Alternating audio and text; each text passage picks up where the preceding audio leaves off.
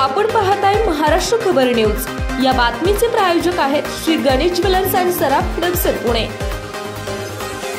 आपल्या बहिणीचा पती तिला त्रास देतो म्हणून एका व्यक्तीने त्याची हत्या केली। तेवढ्यावरच तो थांबला नाही तर टर्पेटाईन तेल वापरून त्याने त्याचा मृतदेह जाळून टाकलाय। गुरुग्राममध्ये ही धक्कादायक घटना घडली। गुरुग्राम पोलिसांनी आरोपीला अटक केली आहे। अधिकाऱ्यांनी सोमवारी याबद्दल माहिती दिली आहे। राजेश असं 21 वर्षीय आरोपीचं नाव असून तो मूळचा मध्य प्रदेशातल्या छत्तरपूरचा आहे। त्याला रविवारी रात्री 21 जुलैला अटक करण्यात आली। सिव्हिल लाईन्स पोलीस ठाण्याचे SHO अरविंद कुमार यांनी सांगितलं की आरोपीने आपला गुन्हा कबूल केलाय।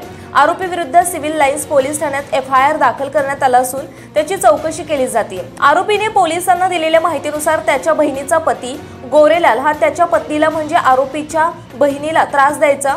एवढंच नव्हे तर तिच्यावरच्या उपचारांसाठी पैसेही द्यायचा नाही। गोरेलाल देखील मूळचा मध्य प्रदेशातल्या छत्तरपूरचा आहे। तो गुरुग्राममध्ये गवंडी काम करायचा।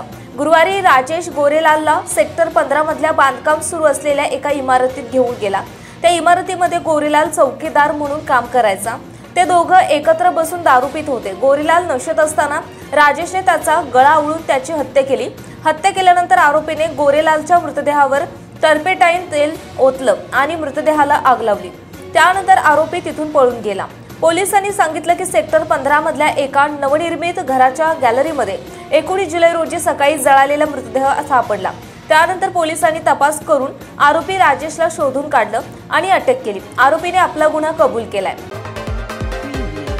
आपण पाहताय महाराष्ट्र खबर न्यूज।